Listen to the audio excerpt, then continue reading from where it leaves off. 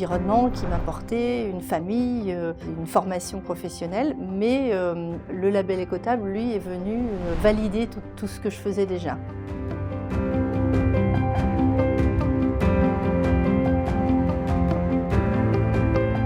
Alors le label Écotable, il est arrivé dans mon parcours professionnel il y a 3 ans déjà. C'était pour m'aider un petit peu à me cadrer, savoir si j'étais dans le bon chemin, dans l'idée d'une démarche écologique.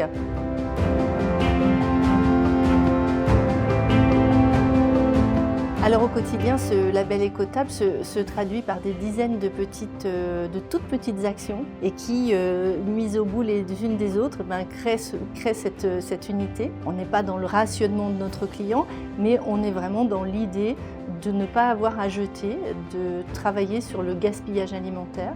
La gestion de nos déchets n'apporte pas d'eau de manière systématique. Alors ça a un petit peu interpellé parce que c'est quand même assez dans la tradition de la gastronomie française, on offre l'eau.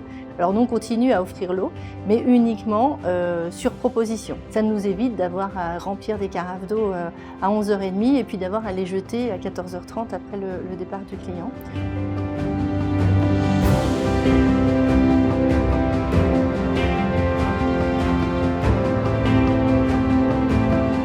Dans le label Écotable, la provenance des produits est importante, le partenariat l'est aussi. J'ai évidemment sourcé des partenaires qui sont très proches de Saint-Étienne. Et puis j'ai réimaginé des cartes puisque certains produits ne sont pas produits dans la Loire. Et puis je tiens à préciser aussi que j'ai aussi emmené dans mon sillon toute une équipe.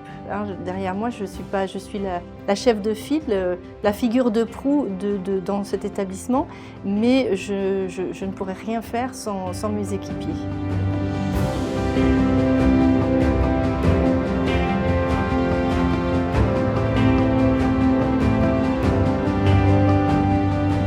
Les clients repartent avec beaucoup de satisfaction parce qu'ils ont participé finalement à une démarche et un projet qui est global.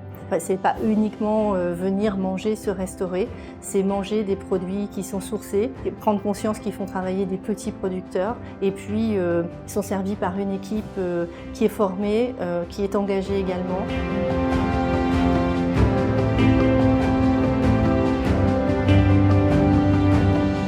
Si j'avais un conseil ou plutôt un retour d'expérience pour les confrères et les consoeurs qui souhaitent se lancer dans la labellisation, ce serait de leur suggérer en tout cas de commencer petit, par des tout petits objectifs et de se dire que chaque jour on fait un pas l'un derrière l'autre vers une démarche plus vertueuse et surtout de ne pas se laisser impressionner par la charge de travail que ça pourrait laisser sous-entendre.